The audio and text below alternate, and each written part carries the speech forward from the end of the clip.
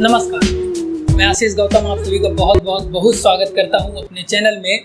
तो आज हम मिलते हैं अपनी अगली कहानी के साथ। अगली कहानी का नाम है सतगति। अभी तक हमने जो हमारी ये जो कहानी है सतगति, इस कहानी की थोड़ा सा हम सार समझ लेते हैं, कहानी का मतलब क्या है शॉर्ट में समझ लेते हैं। मैं इस कहानी को एक्सप्लेन करने से पहले आप लोगों को एक बात बता दूं, इस कहानी में कुछ शब्द जाति सूचक हैं। जैसे इस कहानी में शब्द हैं, जो भाषा लिखी हुई है, मैं उसी तरह आप लोगों को इस कहानी को बताऊंगा। मेरे इसमें कोई शब्द नहीं है, इस कहानी के सारे शब्द इस बुक के हैं। स्टार्ट करते हैं कहानी। ये कहानी है एक व्यक्ति की जो दुखी चमार होता है, उसका नाम दुखी चमार होता है, उसकी पत्नी होती है दुखी चमारिन। दोनों बड़े खुश होते हैं, उनकी बेटी की शादी होने वाली होती है। तो दुखी चमारिन जो होती है कहती है अपने पति से, दुखी चमार से, कि जाओ जरा पंडित जी को लिवा लाओ, साहित्य निकलवा लो, यानी शादी की जो तारीख है वो निकलवा लो। अब दुखी चमार बड़े हर्ष उल्लास के साथ जाते हैं पंडित जी के पास। खाली हाथ तो जाया नहीं जाता, तो एक घास का गट्ठा लेकर जाते हैं, और कुछ था ही नहीं। तो जब लेकर पहुंचते हैं तो पंडित जी बड़ी देर में आते हैं, कहते हैं कारे दुखिया, बड़े दिन बाद दिखाई दिया, कहाँ था? तो दुखी के हाथ जोड़कर सटांग मतलब चार बिल्कुल न्यू हो जाता है। कहता है अरे पंडित जी बिटिया की थोड़ा शादी कर रहे हैं, तो डेट वेट निकलवाना था, उसी लिए आए। पंडित जी कहते हैं ठीक है, अभी तो टाइम नहीं, लेकिन शाम तक आ जाऊंगा।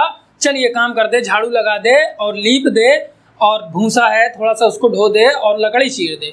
अब इतना सब कह देता है, वो करते करते सब कुछ तो कर देता है, लीप देता है, झाड़ू लगा देता है, भूसा भी थकान के मारे ढो देता है, लेकिन लकड़ी ऐसी गांठ थी कि वो फटती ही ना थी। पूरी मेहनत करता है, नहीं फटती। लकड़ी जब नहीं फटती तो क्या करता है, वहीं पर थक कर वो सो जाता है। पंडित जी जब दोबारा उसे कहते हैं तो वो आकर फिर मारने लगता है। मारते मारते वहीं पर मूर्छित होकर गिर जाता है। लकड़ी में भी दरार आ जाती है। अब जब मूर्छित होकर गिर जाता है, कुछ देर बाद पंडित जी जब उसे फिर बुलाते हैं तो वह मर चुका होता है। जब मर गया होता है तो इस पर कोई भी चमार जितने होते हैं गांव के टोले वाले, वो कोई भी लाश उठाने के लिए नहीं आते, जिस पर पंडित जी हैरान हो जाते हैं, बहुत ज़्यादा धमकाते हैं, डरवाते हैं, लेकिन कोई नहीं आता। अब अंत में जब परेशान होकर पंडित जी उस दुखी चमार की लाश पर एक रस्सी फेंकते हैं और घसीट कर उसे टाइट करके कंधे से घसीटते हुए गांव के बाहर जाकर फेंक आते हैं। गांव के बाहर जब फेंक आते हैं उनकी लाश को, तो उसकी लाश को कुत्ते, गिद्ध और गीदड़ खा जाते हैं। ये कहानी का सार था। मतलब आप समझ रहे हैं कहानी किस कदर लिखी गई है। स्टार्ट करते हैं अपनी कहानी को शुरू से, पूरा अच्छे से समझते हैं।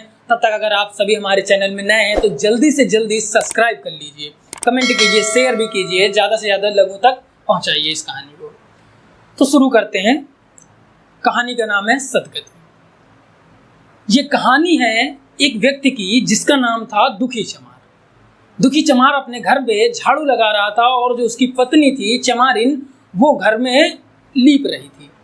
जब वो लीप रही थी तो दोनों अपना काम करके थक हार कर बैठे थे। तो दुखी चमारिन ने कहा, मतलब दुखी चमार की पत्नी ने कहा कि जाकर पंडित जी को लिवा लाओ, कहीं ऐसा ना हो कि चले न जाए।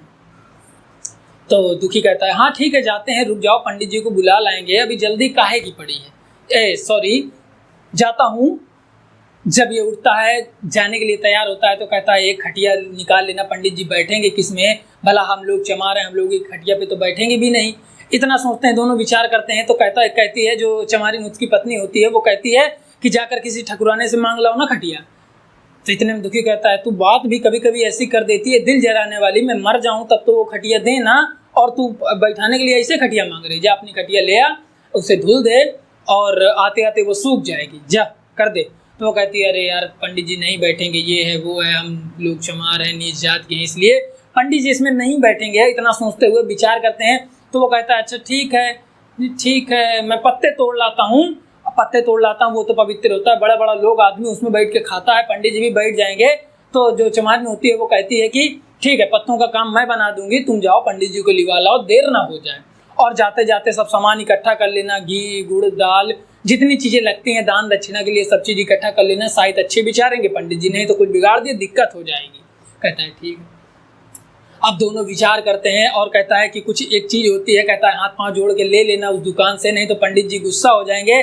और इतने में जो दुखी होता है ये कहता है कि पंडित जी भी बड़े तेवर वाले हैं, बहुत गुस्सा वाले हैं, अगर कुछ गलती हो गई तो कुछ इधर उधर न कर दें, अगर हमारी थाली पे खाएंगे तो कहीं गुस्सा आ गई तो उठा पटक न दें, जो थाली फूट जाए, हमारा सर भी फूट जाए। तो पंडित जी की कहानी बताते हैं। पंडित जी का नाम होता है घीसाराम। अब पंडित जी का जो नाम होता है ये घीसाराम होता है। घीसाराम के विषय में एक कहानी, एक बार लड़के के ऊपर वो क्रोधित हो गए थे, लड़के को इतना मारा था कि उसका हाथ टूट गया था और लड़का आज भी टूटे हुए हाथ के साथ जिंदगी जी रहा। अब दुखी चमार जो होते हैं ये घास का एक गट्ठर लेकर उठाता है और पंडित जी के द्वार पर चला जाता है। घास का गट्ठर इसलिए ले जाता है क्योंकि उसके पास देने के लिए और कुछ नहीं था। अब जो पंडित जी थे जब द्वार पर पहुंचता है तो पंडित जी के विषय में थोड़ा जान लेते हैं। जब पंडित जी की नींद खुलती थी, पूजा पाठ करते करते करते करते सुबह 8 बज जाता था। उसके बाद वो निकलते थे बाहर, अर्चना करते थे, मतलब तिलक लगाते थे और ठाकुर जी यानी भगवान की मूर्ति को बाहर निकालते थे, चंदन लगाते थे, तिलक लगाते थे, दोनों भुजाओं में गोल गोल चंदन की लकड़ियाँ बनाते बनाते उनको पूरा 10 बज जाता था। जब 10 बजे पूजा पाठ करके अच्छे से एकदम पवित्र होकर बाहर आते थे भांग घोंटकर, तो 2 3 4 लोग बैठे ही रहते थे, उन सबको भांग पिलाते थे और बातचीत करते थे। आज दुखी चमार भी बैठा हुआ था। उसे देख कर पंडित ने कहा, अरे दुखिया तू भी आ गया, का हो बड़े दिन बाद आया, क्या बात है? तो कहा, अरे बिल्कुल सष्टांग यानी 4 और 5 जितना हो सका उतना झुक कर बोला, पंडित जी बिटिया की सगाई कर रहे हैं तो उसी लिए दिन निकलवाने आए थे, थोड़ा निकाल दे तो काम हो जाए जल्दी से। तो कहा अच्छा हाँ ठीक है, अभी तो टाइम नहीं है लेकिन जल्दी शाम तक कर दूंगा। कहा अरे पंडित जी हजारों काम पड़ा है, थोड़ा जल्दी कर दीजिएगा।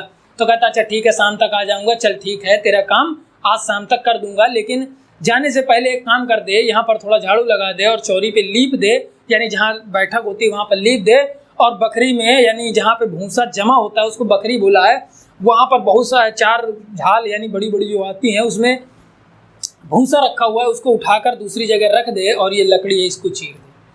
इतना काम सिखाकर पंडित जी चले जाते हैं आराम करने के लिए। कहते हैं तब तक मैं खाना ना खा लूँ, नहा धो लूँ और आकर ये कर दूंगा। अब वो ना कैसे करता दुखी, क्योंकि उसके बिटिया की थी, वो नहीं चाहता था कि कोई दिक्कत हो जाए, शायद का ही तो पूरा मामला होता है, बड़ा बड़ा आदमी ऐसे ही नहीं पंडित जी को मानता है, ये सब उसके विचार आते रहते हैं। और वह एक कृतज्ञ पुत्र की तरह है, कृतज्ञ शिष्य की तरह तुरंत काम में लग जाता है, तुरंत झाड़ू लगाता है, लीपता है, बहुत ज़्यादा थक जाता है। सुबह से एक नाश्ता तक ना किया था, उठना भी पहाड़ लग रहा था, लेकिन वो उठ कर आया और पंडित जी के पास और काम में लग जाता है।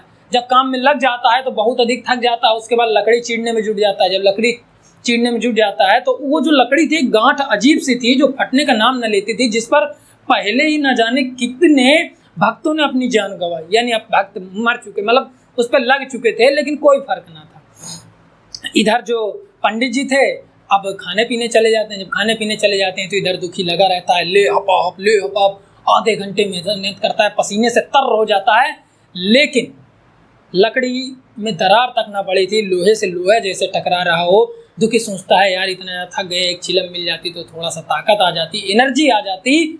और वह दुखी की चाहता है, कहता है यार हम नीच लोगों की तरह पंडित जी लोग थोड़ी नहीं पीते हैं दारू वारू चिलम इलम। तो गांव में एक गोंड रहा करते हैं, गोंड यानी थोड़ा सा दलित समाज से होता है, नीच जातियों के लोग होते हैं। तो ये पूरा गांव पंडितों का था, बस एक घर गोंड का था, वहीं पर ये दौड़ कर जाता है और जाता है तो मेहनत सफल हो जाती है। वह चिलम भी देता है, तम्बाकू भी देता है, लेकिन चिलम में क्या होता है आग नहीं होती। कहता है ठीक है यार गोंड भाई तुमने इतना सेवा की, कोई दिक्कत नहीं, मैं आग जाकर पंडित जी के घर से ले लूँगा। और दौड़कर वहाँ से आता है और द्वार पर चढ़ जाता है, पंडित जी थोड़ा आग दे देते। तो पंडिताइन त्योरी चढ़ाकर बोलती है ये कौन है आग मांग रहा है? तो कहा अरे यही है ससुरा दुखिया चमरवा, यार दे दे आग, देती क्यों नहीं, आग दे दे। तो कहती है मतलब कोई भी आएगा मुंह उठाकर चला आएगा, कोई चमार खटी, तुम ऐसे करके आग दे दोगे उसको? पता नहीं कहाँ से चले आते हैं, कैसे चले आते हैं, ये क्यों आया है अब और इतना करते करते काफ़ी दोनों में बहस होती है। अरे आग क्यों नहीं, अपना काम तो कर रहा है, कोई और लकड़ी चीरता तो 4 पैसे से कम न लेता, दे दे आग। काफ़ी सारी बात होती है दोनों में। तो पंडिताइन कहती है इस बार आग दे देती हूँ, दोबारा किया तो मुँह झुलसा दूंगी इसका। और अंदर पता नहीं कैसे चला आया, इसकी इतनी हिम्मत के अंदर चला आया। तो पंडित ने कहा कि ज़्यादा न मत चिल्ला, अंदर आया है, तेरी कोई चीज़ छुई तो नहीं है। तो पंडिताइन कहती है कोई भी कहार ना आई, जितने होते हैं सब अंदर चले आएंगे क्या? कोई सराय है हमारा घर, हिंदुओं का घर है, ब्राह्मण का घर है, ऐसे कैसे कोई अंदर आ सकता है? और पंडिताइन आती है आग लेकर बाहर। ये सब कुछ दुखी गेट के बाहर खड़ा होकर सुना करता है। उसे अफसोस होता है कि मैं क्यों एक पंडित के घर गया, मैं नीच जात का हूँ, मुझे नहीं जाना चाहिए था, पंडितों के घर का मुझे नहीं चुना चाहिए, मेरी ही गलती है जो मैंने इतनी लापरवाही की। इतना सब सोचते हुए उसके मन में विचार आता है। और जो पंडिताइन होती है चिमटे में आग पकड़ कर लेकर आती है बाहर। जब आग लेकर आती है तो 5 हाथ दूर से बड़ा सा घूंघट करके आग इसे लेकर आती है तो दुखी को ऐसा लगता है जैसे स्वर्ग से आग मिल रही हो, और वह वहीं पर झुक जाता है। जब झुक जाता है तो पंडिताइन दूर से इसे आग फेंक देती है, और आग फेंकती है तो क्या करता है, दुखी के सर पर थोड़ी आग गिर जाती है। वो चिलक कर वहाँ से भागता है और खजवाने लग जाता है कस के, लेकिन उसे अफसोस होता है कि शायद मैंने पंडित जी की यहाँ घर छू लिया, इसलिए मुझे भगवान ने तुरंत फल दे दिया इसका। ऐसे भला ही सब कोई पैसे मार जाए सबके, लेकिन पंडित के पैसे मार जाए तो जाने कहाँ कहाँ से पैसे निकलते हैं, गल गल के मरेगा। ऐसे नहीं होता पंडित जी के पैसे कोई मार जाए, इतना सब सोचते हुए आगे बढ़ता है और चिलम पीकर उसके हाथों में थोड़ी एनर्जी आती है, फिर कुल्हाड़ी लेता है और आधे घंटे तक लगा रहता है, लेकिन लकड़ी टस से मस नहीं होती है। इतना देख करके जो गूंड होता है जिसके यहाँ चिलम पीने जाता है, चिलम, वो व्यक्ति आ जाता है। जब वो व्यक्ति आ जाता है तो वो कहता है, अरे दादा काहे फालतू में जान गंवा रहे हो, लकड़ी नहीं टूटेगी, लाओ। और उससे देखा नहीं जाता दर्द। कहता है खाने के लिए कुछ मांगी? कहता है अरे कहाँ भैया, हमको पंडितों के घर का कहाँ पचेगा। कहता है पच तो जाएगा, पहले मिले तो, जाओ मांगो जाके। क्यों नहीं मांगते? ठाकुर भी काम कराता है पैसे देता है, कोई भी काम, हकीम जो भी काम कराता है पैसे देता है, ये तो उनसे भी बड़े वाले हैं, थोड़ा खाने के लिए ले लो, जाओ। तो इतना जब कहता है तो इसके पहले पंडित जी लोग विचार कर चुके थे, पंडित और पंडिताइन विचार कर चुके होते हैं कि इसको थोड़ा खाने को दे दे। पंडित कहता है तो पंडिताइन कहती है जाओ, बस 2 रोटियां बची हैं, इसका पेट भी तो ना भरेगा।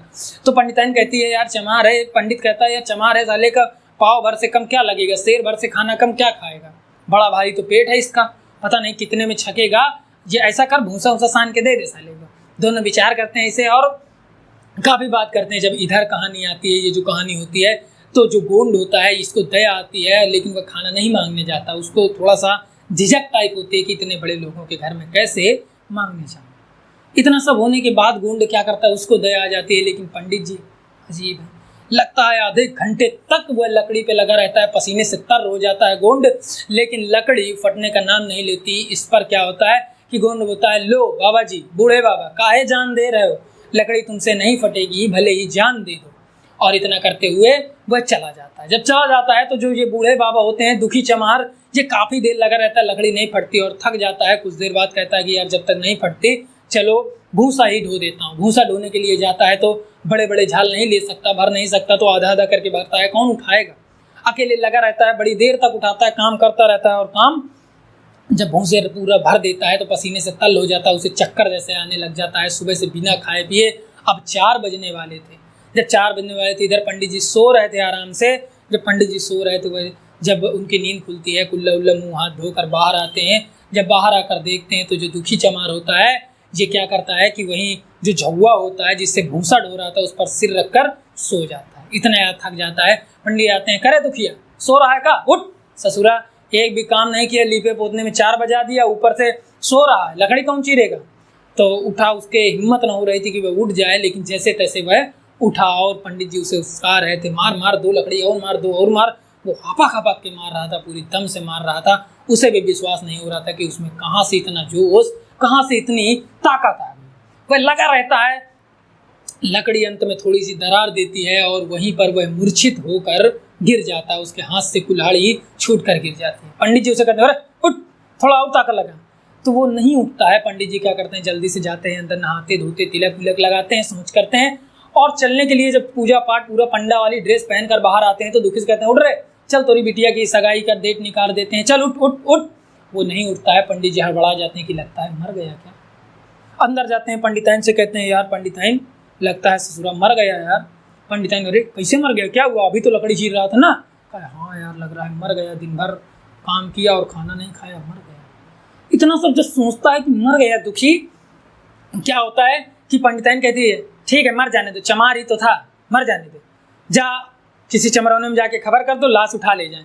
जो इधर गौंड था, एक घर गौंड का था, इन्हें पता चल जाता है और वह पूरे चमरौने में फैला देता है कि लाश कोई नहीं उठाने जाएगा, क्या मर्जी है, बड़े आए पंडित पंडा बनने फिरते हैं, किसी गरीब की जान ले ली और उसे उठाते तक नहीं है, उसे छूते तक नहीं है, ये कहाँ का धर्म कर्म है, बड़े पंडित बनते हैं। और इतना कहकर कहा कि पुलिस इनसे बदला लेगी, पुलिस से शिकायत कर देंगे।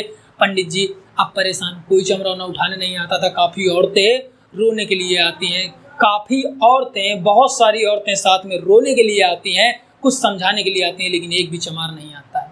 खूब रोती हैं, दिन रात रोती हैं। पंडित कहता है उनको जाकर चमरौने में समझाता है, धमकाता है कि उठा लो रे, लेकिन कोई नहीं, वो सब पुलिस की रोब में थे, कोई उठाने नहीं आया था। कुछ औरतें समझाने आती हैं, कुछ रोने आती हैं।